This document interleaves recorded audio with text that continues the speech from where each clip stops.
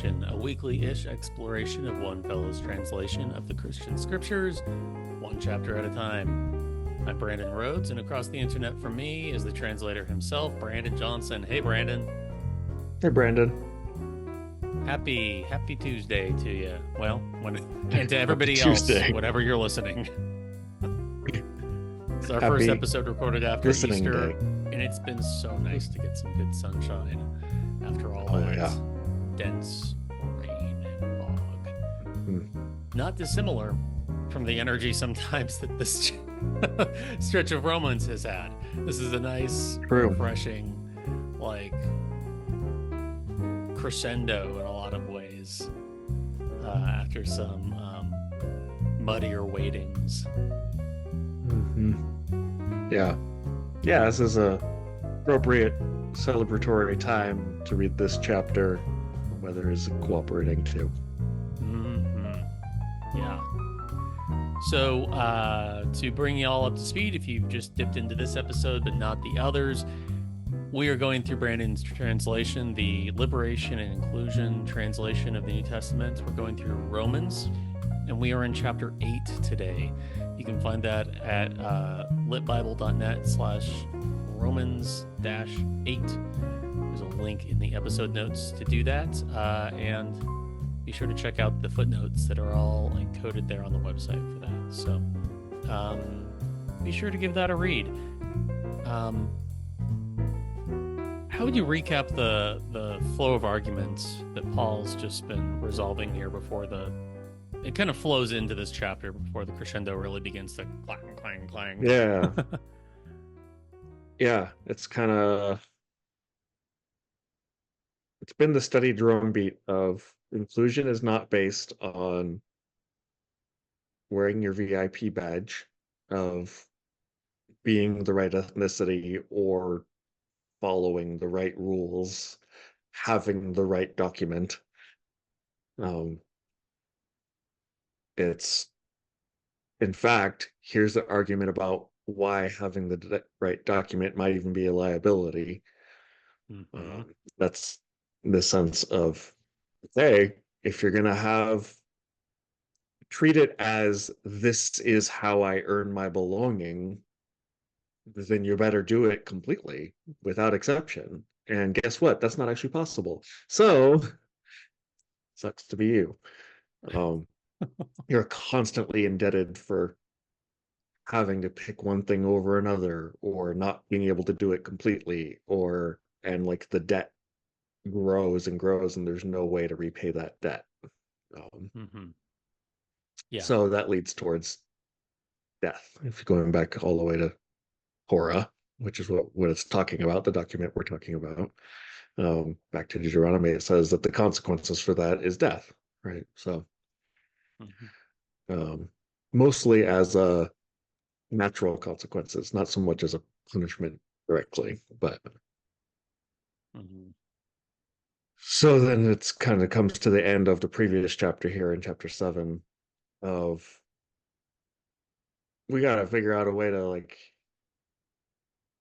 change what we're indebted to, change what we're enslaved to. Very much biblical thought of indebtedness and enslaved to are very much connected. Being indebted to someone is being enslaved to them. Mm-hmm. Mm-hmm. So then that feeds into this, and it's like, okay, so what's the alternative here? Yeah. On what basis shall we belong is what he's been arguing for. Right from the beginning.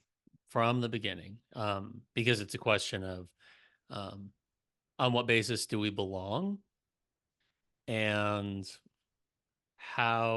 what are the bad fruit that is born from any other answer to that than the love of God.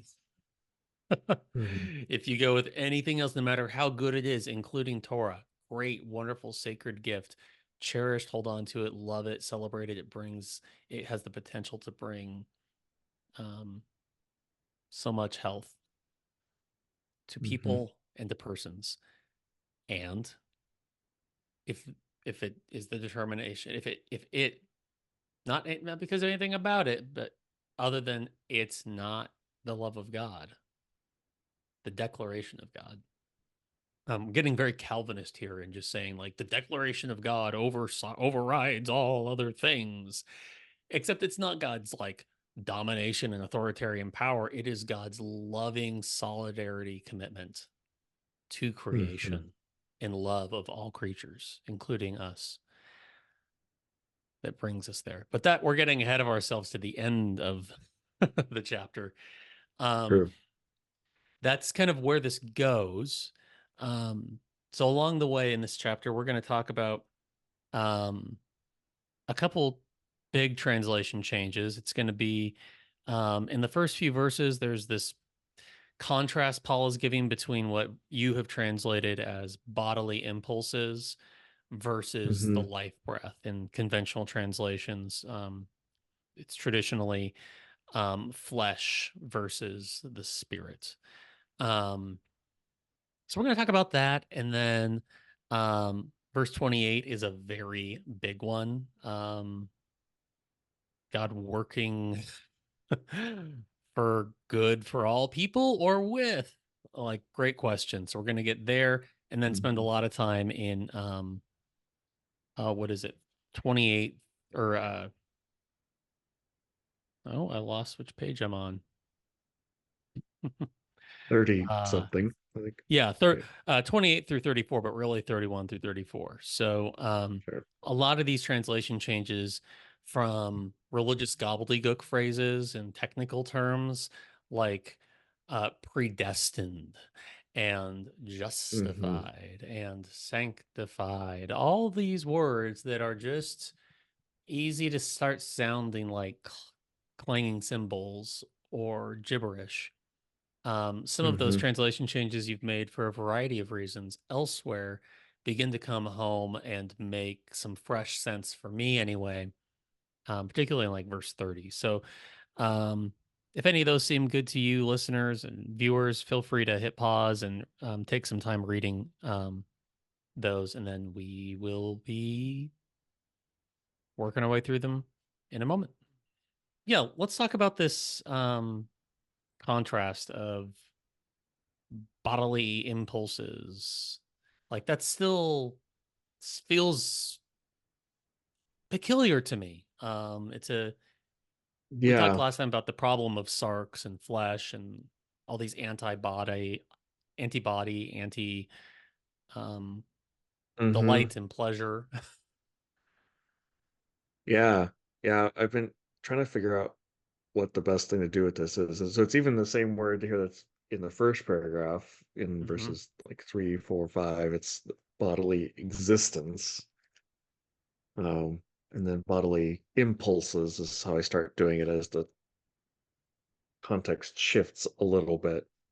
Um, but really, those things, it's what's traditionally flesh, which at its most literal level just means like the stuff the body is made of. It's like a tissue, um, not tissue paper, body No, tissue. no, viscera and Uh, such. yeah. And but it gets used to do a lot of things connected with having body tissue. So whether that's being an individual or being part of a family or being part of a specific lineage, or in this case, um, having a body that wants to survive Hmm. and having those impulses to survive being very strong and not bad, but if they're not filtered through the particular values that we're talking about, that were the spirit, then they become destructive. So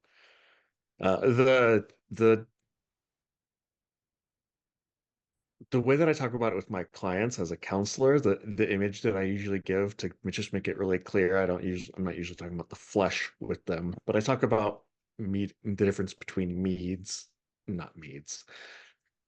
Mead is can be delicious. Absolutely. Usually don't talk about meeting needs with my clients. Anyway, meeting needs. And so needs and the ways to meet needs. Yeah. And we often get those confused. Mm-hmm. So being hungry is a very real need for food. No one's going to argue that that's not a need, which is why I start there. Um, but eating this particular food may or may not be an appropriate way to meet that need. So if there happens to be a sandwich on the counter in front of me, should I eat that just because I'm hungry and I need food? I don't, maybe not. Like, where did that sandwich come from? It's probably someone else's sandwich. So if I'm taking someone else's sandwich to meet my need for food, that's a problem. I'm Spit depriving roasting your them of neighbor's their cat need. because you're hungry is not a valid way to meet your need for food. That would be an even worse way, yes. Yes. Uh,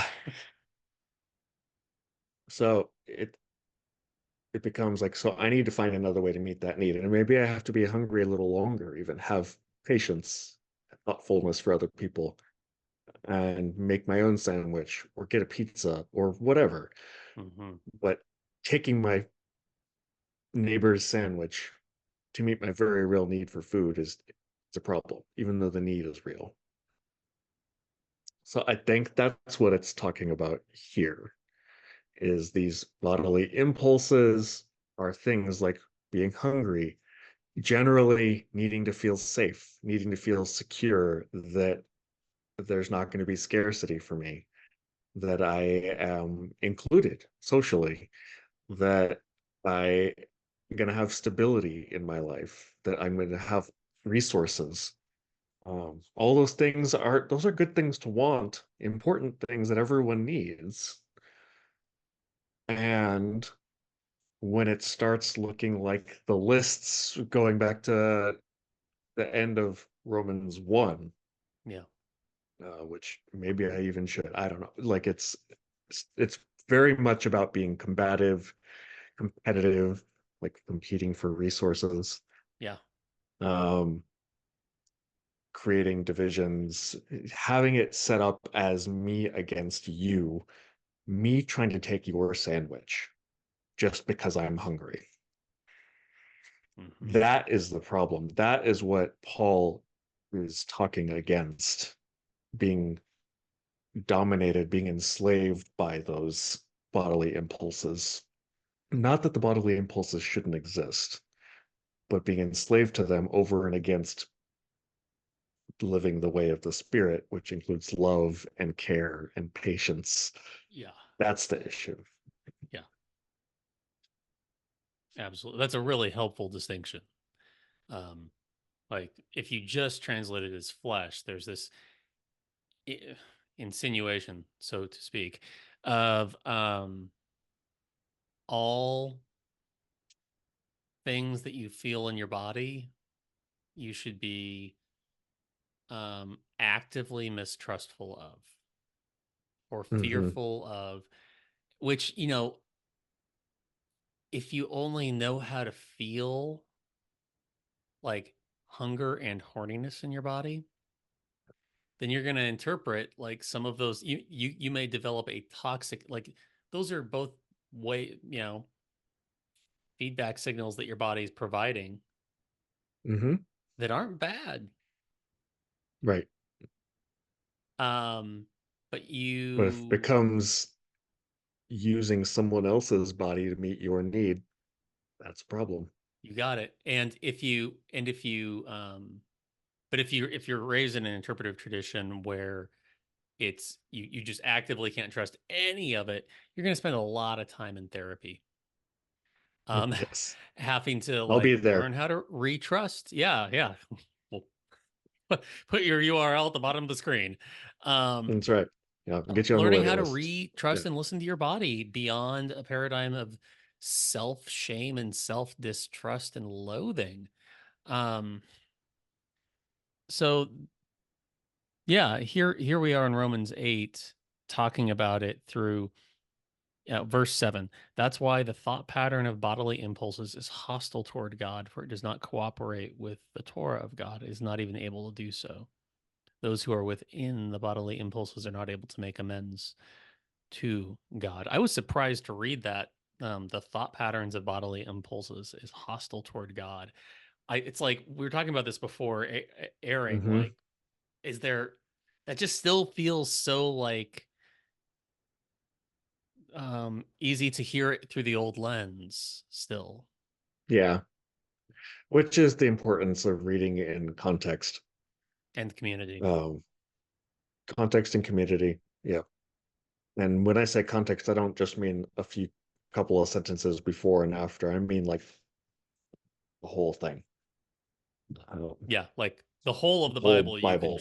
like Yeah. as a body positive, Yep. desire positive paradigm of what it means to be human. Right. And so, because yeah, even my way of translating it here as bodily impulses could easily be taken to be anti-body, Yeah. Yeah. um, which is not what I'm trying to do. So it's that larger context that's important. And like Galatians is a really great place, Galatians 5 in particular. A lot of the arguments are very similar between Galatians and Romans, um, but with slightly different wording, slightly different emphases. Um, and so Galatians 5 does a really great job of listing what it looks like to be enslaved to the bodily impulses, have a nice long list of problematic behaviors, usually about involving aggression and hostility, And even the competitiveness. ones listed that are sexual in that list are aggressive and domination and exploitive Right. modes of Exploitive. sexuality. Yep. Yep. And then contrasting that to what does it look like to walk in the life breath instead. And it's we a lot of people memorize that list, the fruit of the spirit: love, joy, peace, patience, kindness, faithfulness, gentleness, and self-control. Did I miss one? I think you got it. uh, anyway, that kind of stuff, right? Yeah. So that's what it's talking about here is like, if we're remembering repentance, traditionally metanoia is transformation of the mind. It's a way of thinking that assumes that aggressively seeking my own needs over and against anybody else's, that's hostile toward God, because God's way is characterized by love, joy, peace, patience. And by peace, it's not tranquility, it's harmony. That's Mm-hmm. the word there. Getting along with each other, meeting everyone's needs together as a collective group. That's the pattern of thinking that God is developing in us. Mm-hmm. And it's very much in contrast. Yeah. It's like it's hard to have a elegant way of saying those reflexive or received bodily instinct ways of meeting your needs Yeah. that Survival instincts, perhaps. survival instincts that um are not mindful of the health of the whole or like Mhm.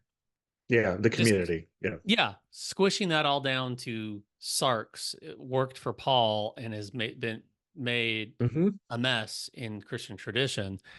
And Right. so it leaves you in a really screwy position here trying to translate in the way that's faithful to the the word choice of Paul as well as the spirit of what it seems to actually be he seems to be going Right. for. Right. Yeah, it's tough. Yeah. Feel bad for me. Yes. We hereby feel bad for you. Okay, thank you. Yeah. Yeah. Any other ideas to explore here about this contrast, Yeah. bodily impulses versus the life breath, the spirit? Yeah, I mean, it says it right here. The pattern of the thought pattern of the life breath is life and peace. Again, the word for like harmony, not inner tranquility. Hmm. Yeah, that's a really Um, helpful contrast. Uh, great. So let's move down. Let's just jump all the way down. the rest of the next stretch of the chapter is he's really pivoting towards leaning into this contrast of um, what it means to be participants in the life breath, participants in the family of God through the indwelling of the life breath, and Mm-hmm. how that aligns with the groaning of all of creation. And it gives us this spirit of adoption, which we'll note thematically to go back to the bigger picture of what Romans is about is you don't have a spirit of checking the boxes of Right. being obedient to even very good rules, even very good rules, even rules and practices, even sacraments that were given by God. That's not the spirit you are given. You Mm-hmm. are given by the life breath a spirit of adoption, of being Mm-hmm. chosen, held, and brought into the family, and now an heir with Christ, an heir of Yeah. all things. That is, Yeah. he's So getting there. if we're God's children, then we can trust that our divine parent is going to take care of us, and we don't have to be enslaved to fear that our bodily needs are not going to be met. Right. So we can trust and start to get along with each other, be good siblings. Yeah, get along Siblings with you. struggle to get along sometimes, but at the end of the day, we're there for each other. We're going to help each other meet needs Mm-hmm. in a healthy family. Right. So let's jump down to I want to make sure we take time to read 28 through 34.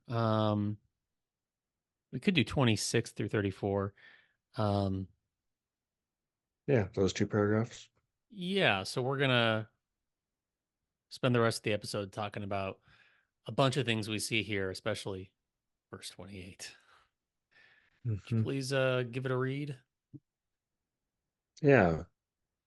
So in a second here, it's going to say strives to attain it. That's the hope that we're hoping for, this world made new, the promise that everyone's going to be included as children of God. Um, so yeah, just heads up, that's what it means by it. Likewise, the life breath also strives to attain it along with us during our powerlessness, since we haven't understood how we may pray according to what is necessary. And that same life breath intercedes with inexpressible groans.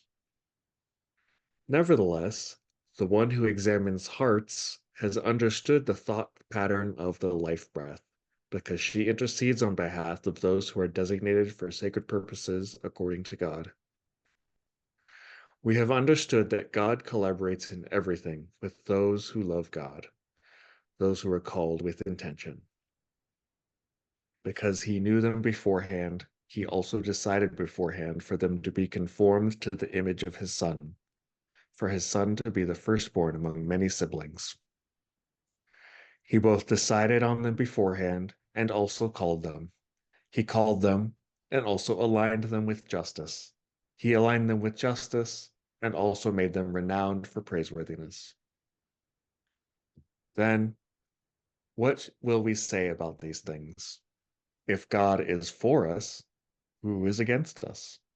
In fact, the one who did not selfishly hold back his own son, but instead gave him over for all our sakes, how would he not also generously give everything along with him? Who will make an accusation against God's chosen ones? God is the one who recognizes people as just. Who will render a verdict against them? Christ is the one who died. But what's more, he was the one who was raised, and who is at the right hand of God, and who intercedes for us. The word of the Lord. Thanks be to God. Man, Yeah, where man. did we want to go first in there? Let's let's just jump right into 28. I want to read that Okay. out of the NIV. Um, and we know that in all things God works for the good of those who love him, who have been called according to his purpose. We know that in all things God works for the good of those who love him. My goodness gracious. I hate it. I want to like it and I hate it. Okay. Um, Okay. it is such a like there's this so much bad folk theology and spirituality and privilege and status quo protection that hides behind these Mm-hmm. verses. I'll start with that first part there, like the idea that God is working for the good of those who love him in all things. There's just this sense, this sentimental sense that like everything will work out and um we are the center of the world, the universe. It also just Mm-hmm. flies in the face of freaking reality of what we know in our lives. Shit happens. Things do not work out.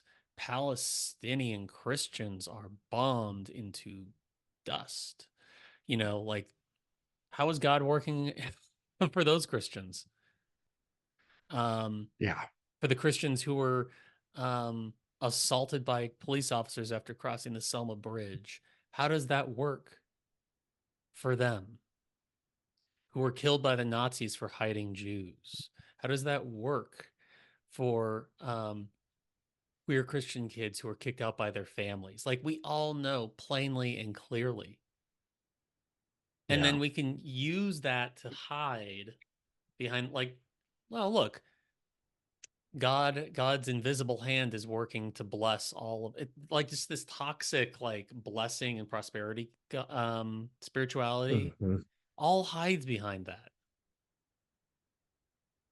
I've hated that Yeah. verse and not known how to live with it until sometime last year. Like I've had theological frameworks for how to like Mm-hmm. beat it into place, but then we discovered something last year about the translation, Yeah. or rather learned something. Please roll away the stone. Yeah. Well, it's it's kind of just strange that it was ever translated the other way, Really? honestly. Yeah, the word that I have is collaborates.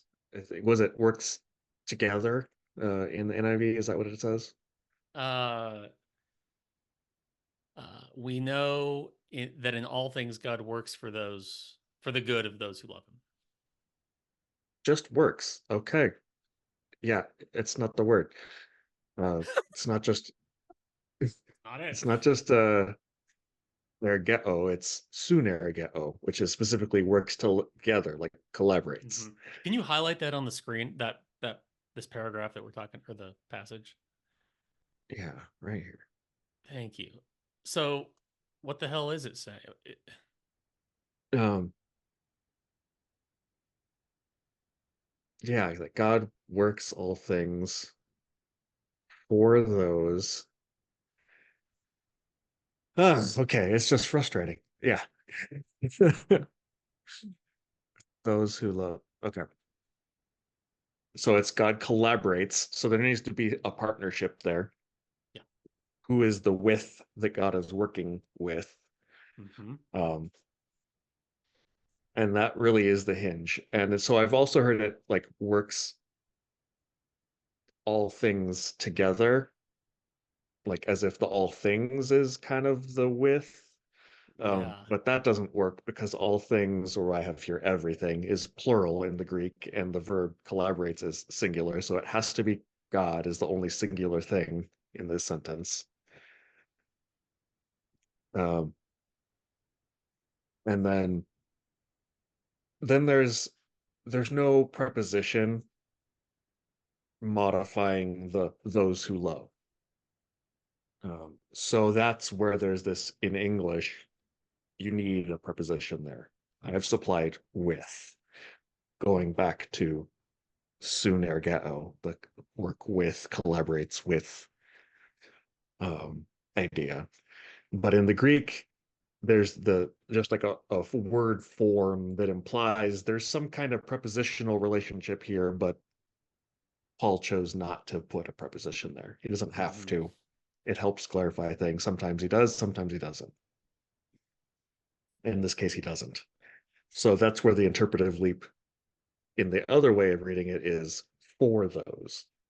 Uh, but that's not there. It's a decision of supplying, filling in the blank that they've Yeah. done, which would be fine, except for the sunergeo makes that problematic.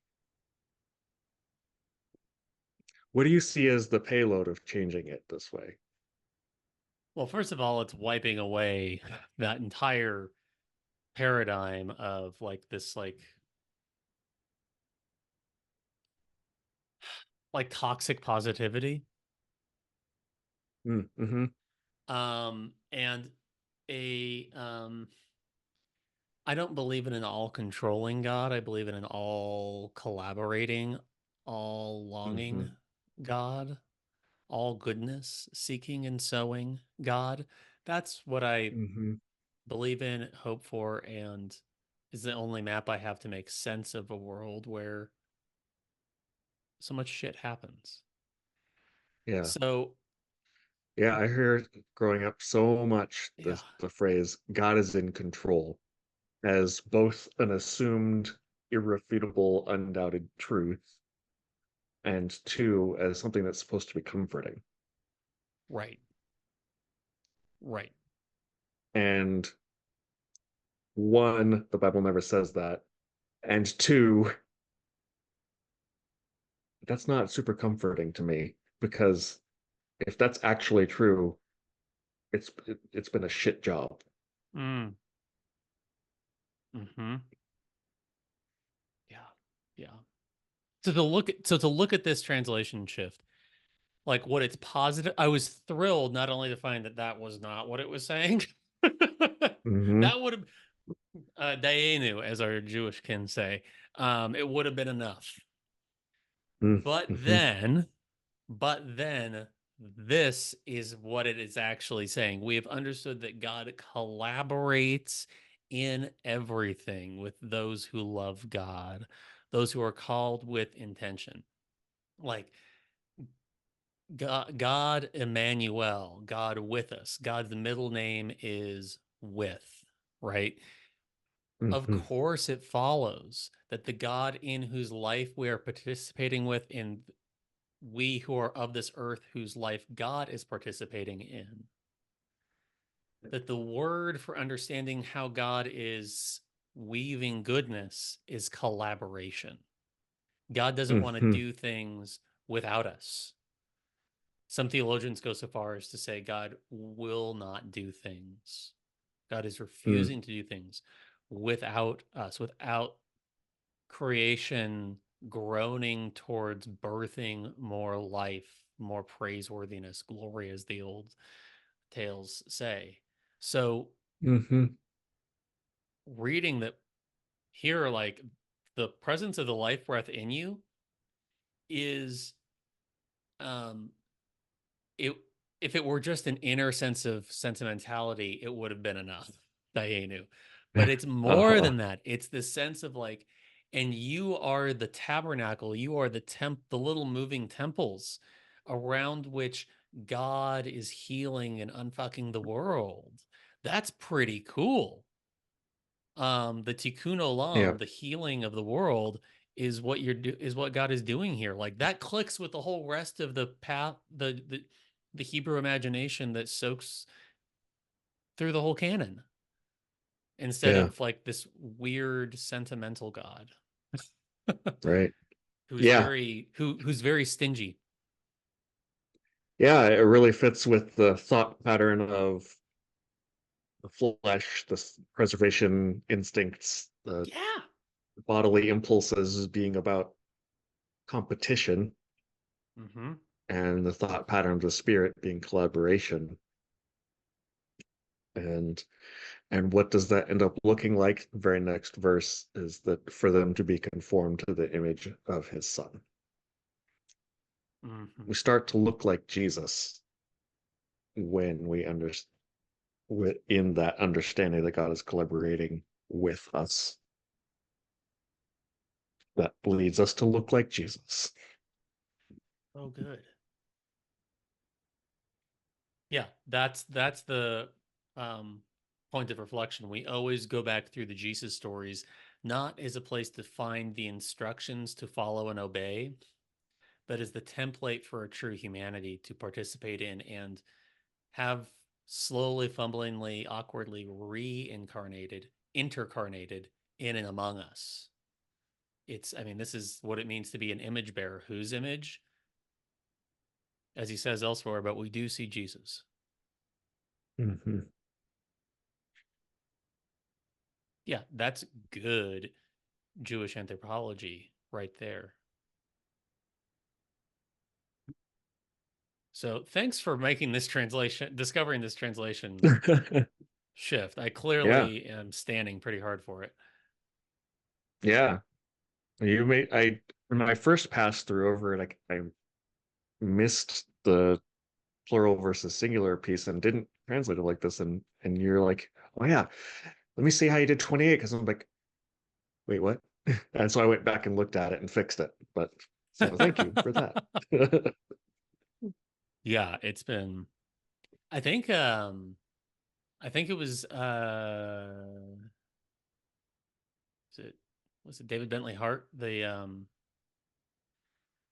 Orthodox theologian who did his own translation of the New Testament, who Hmm. pretty loudly, well, bellowed is kind of the right word for anything he says.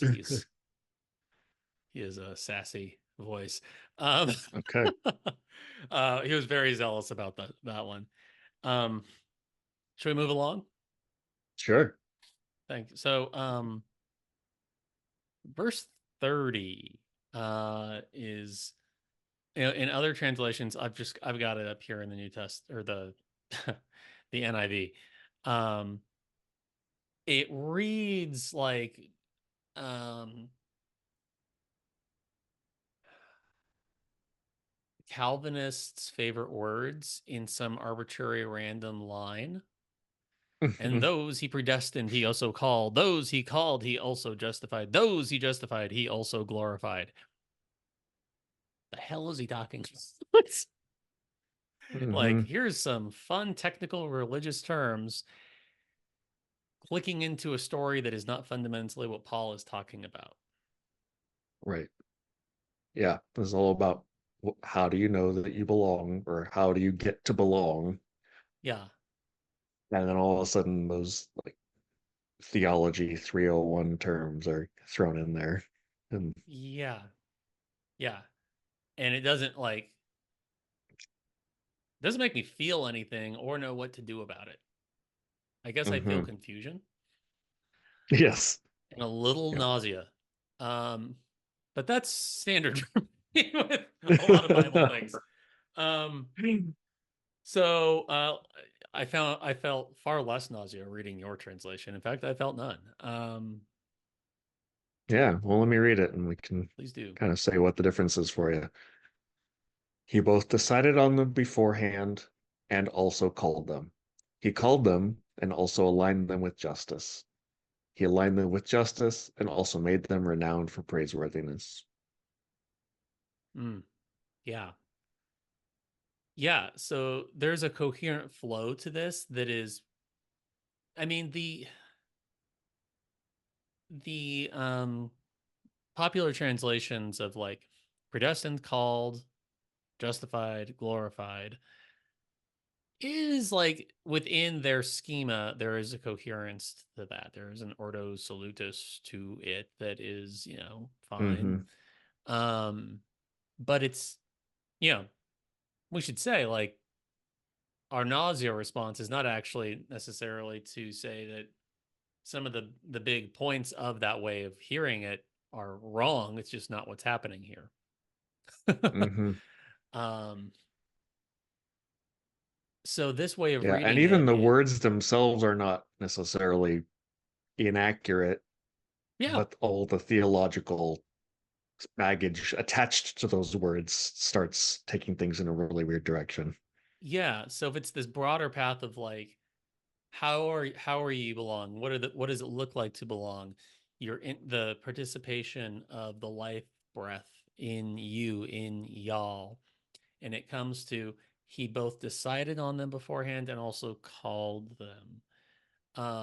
So as we respond to that invitation to collaborate with God in Mm-hmm. all things through the power of There's the life both an breath. impetus from him, the deciding, and honoring that it's, I mean, it's a call and you get to respond or not. Like Yeah. there's holding both of those intention is I think what that's saying. Mm-hmm. Mm-hmm.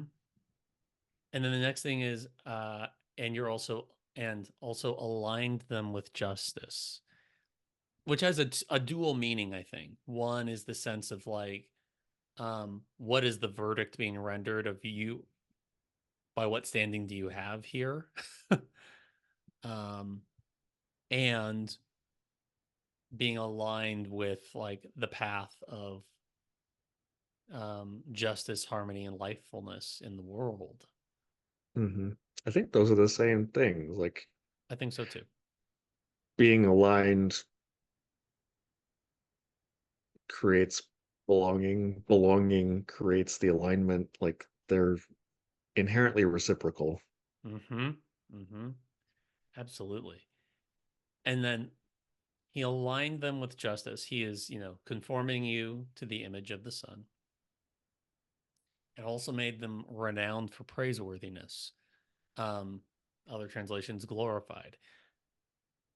Renowned for praiseworthiness rings a certain bell in terms of where your thesis, where you believe the thesis is in Romans at the beginning, is all people shall be called praiseworthy. Mm-hmm. Promise to Abraham. Promise to Abraham. Yeah. Everybody belongs by the declaration of God, the love of God. There is a coherent flow that also begins to, you know, like in Star Wars, it Of begins course. with like, Yeah. bam, ba-da-da, and all the words and all that, and this like Uh-huh. triumphal music.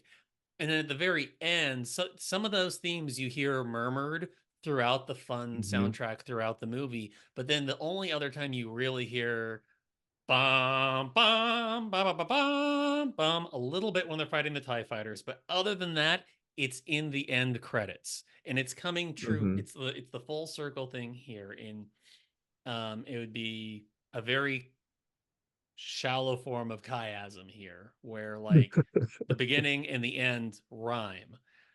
I just wanted to talk Mm-hmm. about Star Wars. We haven't done that yet. So Not enough. Yeah. Yeah. um so to see renowned for praiseworthiness showing up here where he's like, I'm bringing this shit together. Um it literally feels right. Mm-hmm. Absolutely. The thing that I've said God has done, look, I just showed you, has happened. Mm-hmm.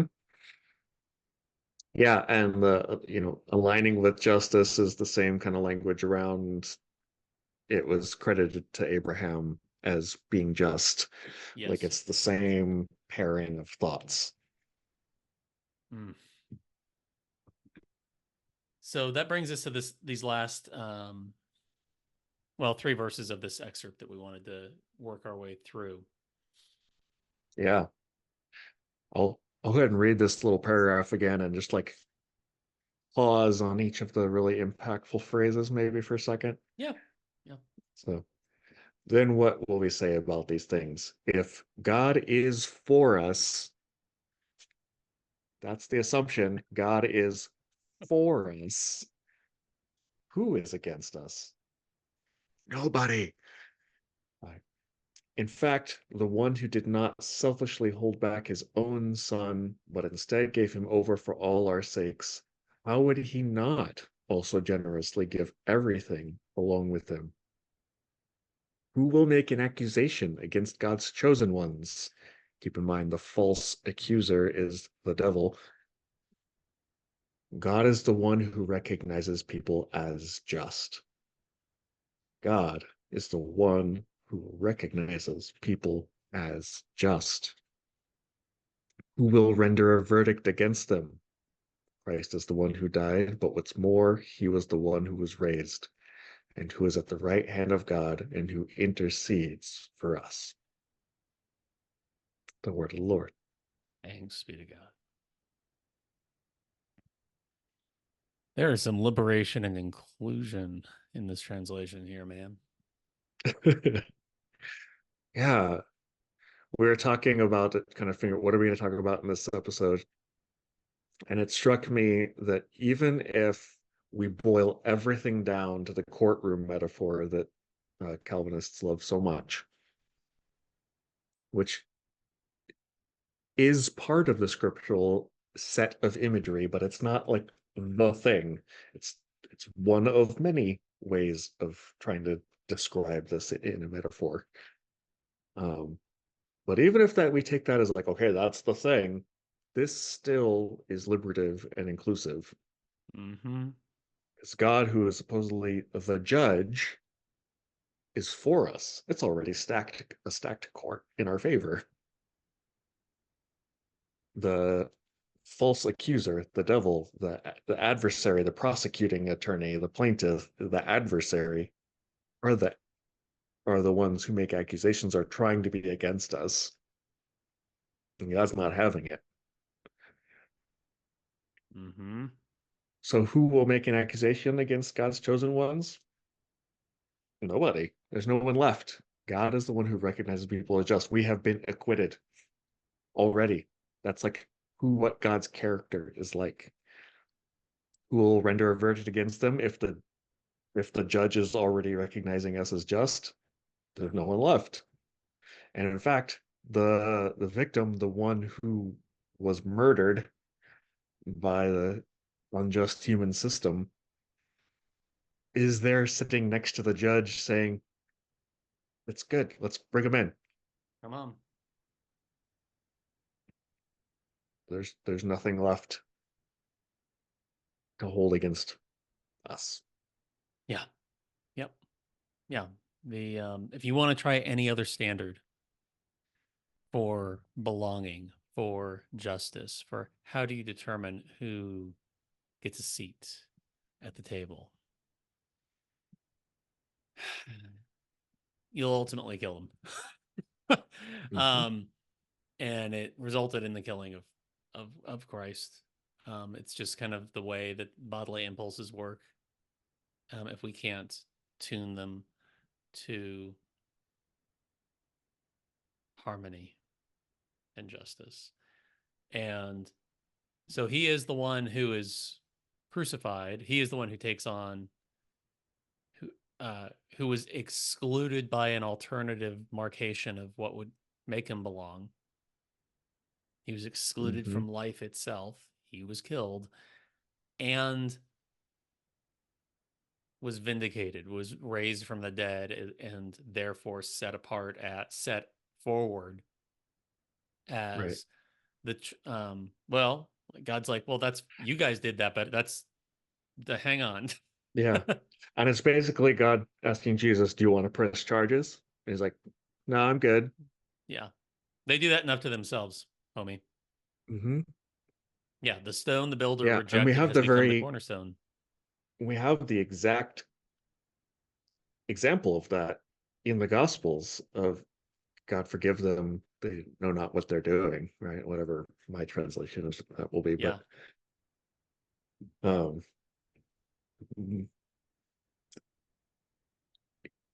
these are not he's not referring to Christians there. He's not referring to his followers there. He's not referring to people who have repented, who have said the sinner's prayer.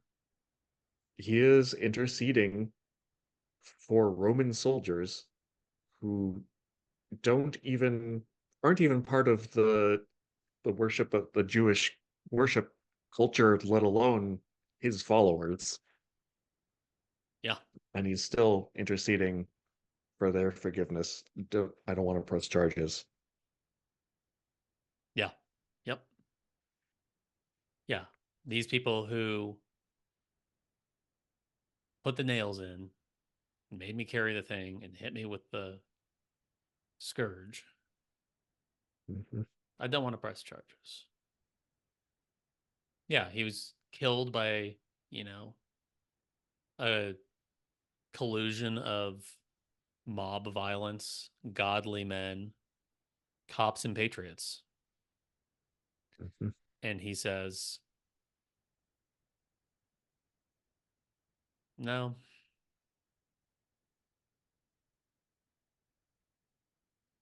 His community would then say, we got to do some work to look at all the bodily impulses that were misaligned in all that shit that led to people who are just good soldiers trying to do their job, um, Mhm.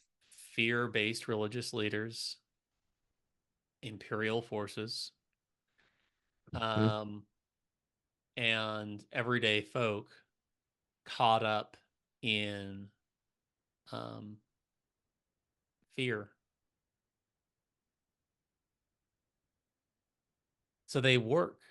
The early church works through a lot. Like the work of discipleship is in no small manner listening within for some things to see, would this lead to me wanting to crucify Christ? Mhm. It is a good measuring stick to hold,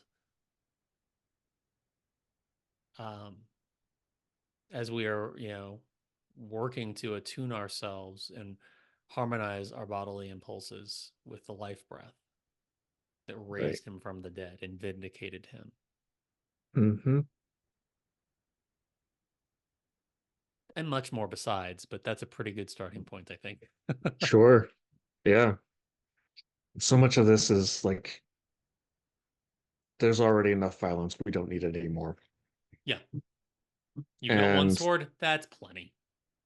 yeah, which makes me think of the change I have here in verse 32, the one who did not selfishly hold back his own son, Mm. rather than who did not spare his own son, which spare used to be right because it was talking about give sparingly. So it didn't Oh, hold back, kind of be miserly, yeah, yeah, yeah. right? Um, but now we hear spare as in like decide not to kill. And that's not what it's talking about. It's not like God's like, I need to kill something, but I'll spare Jesus so I don't have to kill Jesus. Right. So no, in fact, I'm not gonna spare him. I'm gonna kill him instead. Yeah, Right. Like, no, it's get he chose not to protect him, not to hold him back yeah. and let it happen. But it is not God making it happen. That's that is bad theology, bad Bible translation, bad interpretation. Mm-hmm. Yeah. And then there's one final translation to really, well, I guess I do want to say while we're still in this paragraph, um, 33, yeah, God is the one who recognizes people as just. God is the one who says who's in, who's out, who establishes on what terms you belong. Um, Mm-hmm. man, that is so much of what Paul has been arguing for throughout this letter. Mm-hmm. Like that's Yeah. another way of saying how, if it begins with how shall God make all people declared praiseworthy, as Mm-hmm. having an invitation to a seat at the table, regardless of their ethnicity or anything else by any other standard. Well, Mm-hmm. the long form is all these other things, but then to like TLDR it back down to this, God's the one. It is the Mm-hmm. declaration of the loving and all enfolding God. Right. Which is the real payoff of shifting from uh, henotheism Mm-hmm. to monotheism, where God is one. So I'm using some big words there. Henotheism being each people group has their own specific God that is their primary object of worship, and that's cool. And so henotheism is kind of what we see back in like Genesis Mm-hmm. for Abraham And into the uh, Psalms. and into the Psalms. Like the understanding is like there are other gods, and that's cool, but this is our God. And so that the shift that we see through scripture, starting and really making it clear in Deuteronomy 6, and then later throughout the Hebrew Bible, it starts getting clarified even more and more. God is one. There is one God.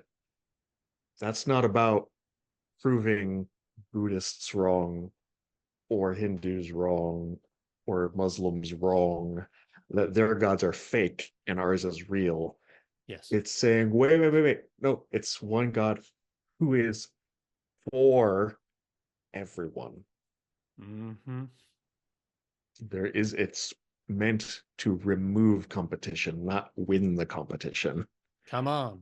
Come on. Yeah, because henotheism is distinct from polytheism. Like the piece there to add is Right. henotheism had a certain kind of like supremacy, like, but not only is Yahweh ours, Yahweh is actually kind of better than. Right. Yeah. And true or not, that's the kind of like step up or forward or beyond Hmm. polytheism. It's like, and here's our Yeah. Well, favorite. there's the step in there is monolatry, where the Mm-hmm. Mm-hmm. one God is above the others. There it is. Yeah. There's this, yeah. There's Yeah. all these terms that But I like, didn't really need but to learn, yeah, but but I did. monotheism So is this like, yeah, I like, how did you say that? It doesn't erase or it doesn't win competitions. It just makes it. it removes competition, not wins the competition. Mhm. Which, man, that has so many implications of like, how do we, what does it mean for us if we find ourselves at home in this revelation of the divine? Hmm. We suddenly get to be curious Yeah. and appreciative of the many ways God is in many places God has reached out to reveal God's self to all people. Yep. We may not. Which I feel like, oh, go ahead. Oh, yeah. So the metaphor, the image is not all roads lead up the same mountain, but all are warmed around the same campfire. Hmm. Yeah. Yeah, absolutely. I like that. And all are likewise drawn periodically to pull a brand out of the campfire and hit somebody next to them with it. Most of those bodily impulses, Yeah, those are if those they feel bodily like impulses. they're taking up too much space around the fire, that's likely to, yeah. Yeah. But it's like, no, no, no, there's enough room. The fire, when we need to fit more people, we just add more fuel to the fire and it grows. Mm-hmm. Mm-hmm. So And then so is there a final, was there one more yeah, verse translation? Yeah. 37 fits really well with what we're talking about. Yes. It's not about winning the competition decisively. It's about changing competition to collaboration.